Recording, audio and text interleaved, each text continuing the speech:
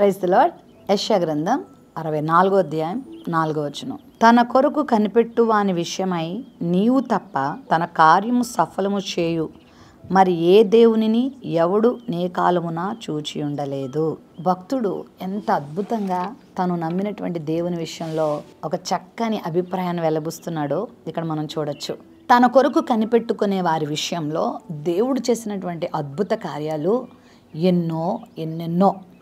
అవి వివరించటానికి కూడా సరిపోవేమో. తల వెంట్రుకలకు మించిపోయినన్ని కార్యాలు ప్రభు తన కొరకు కనిపెట్టుకున్న వారి విషయంలో చేస్తున్న సందర్భాలు చాలా ఉన్నాయి.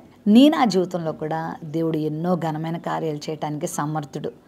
తన కార్యమును సఫలము చేసే దేవుడు నేను ఎక్కడా చూచి ఉండలేదు, కనుగొనలేదు అనేటువంటి విషయాన్ని ఇక్కడ భక్తుడు తెలియజేస్తూ ఉన్నాడు. అవును, మన దేవుడు తన కొరకు కనిపెట్టుకునే వారికి మేలు చేసే దేవుడై ఉన్నాడు. మరి మనుషుల కొరకు కనిపెట్టుకుంటున్నాం, మనుషులు ఏదో చేస్తారని ఎదురు చూస్తాం. మనుషులే, దేవుడు దేవుడే. మనుషులు కూడా కొన్ని పరిమితుల్లోనే ఉండిపోతారు. వారు మనుషులే కాబట్టి వారు అన్నీ చేయలేరు.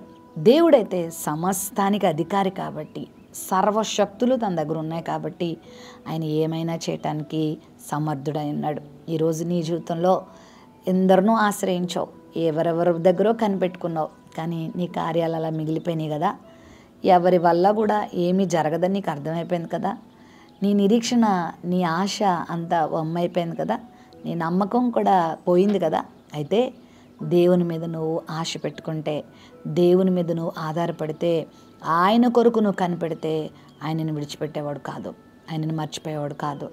ఖచ్చితంగా నీ కార్యాన్ని ఆయన సఫలం చేస్తాడు. అది ఇప్పుడే అని నేను చెప్పలేను, కానీ తన సమయంలో ఖచ్చితంగా దేవుడు దాన్ని నెరవేరుస్తాడు. కొన్నిసార్లు దేవుడు తన కార్యాన్ని వేగంగా చేస్తాడు. కొన్నిసార్లు దేవుడు మనల్ని పరీక్షించడానికి దానిని ఆలస్యం చేస్తాడు. ఆలస్యం చేస్తున్నంత మాత్రాన అలక్ష్యం కాదు. నువ్వు ఆయన కొరకు కనిపెట్టుకుంటున్న ఈ నిరీక్షణ ఏమాత్రం కూడా అబద్ధం అవ్వదు, ఏమాత్రం కూడా నిర్వీర్యం అవ్వదు. అది ఖచ్చితంగా కార్యరూపాన్ని దాలుస్తుంది. మనందరికీ తెలుసు, జకరియా, ఎలిజబెత్తులు బహుకాలం గడిచిన వృద్ధులై ఉన్నా కూడా దేవుని కొరకే కనిపెట్టుకున్నారు.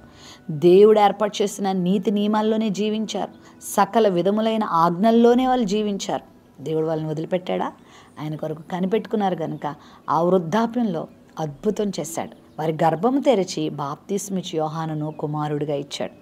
అసలు బాప్తిస్మిచ్చి యోహాను స్త్రీలు కనిన వారిలో అతని వంటి వారు మరొకరు లేరని సాక్ష్యం పొందాడు. మండుచు ప్రకాశించు దీపంగా ఉన్నాడు. నిజంగా యేసుక్రీస్తు ప్రభు వారికే బాప్తిస్మం ఇచ్చే అంత స్థాయిలోకి దేవుడు బాప్తిస్మిచ్చి యోహాను ఉంచాడు. ఎంతో దీవెనకరమైన జీవితాన్ని దేవుడు మరి బాప్తిస్మిచ్చి యోహానికి ఇచ్చాడే. మరి యెహోవా కొరకు కనిపెట్టుకున్న వారి జీవితాలు ఇలాగే ఉంటాయి.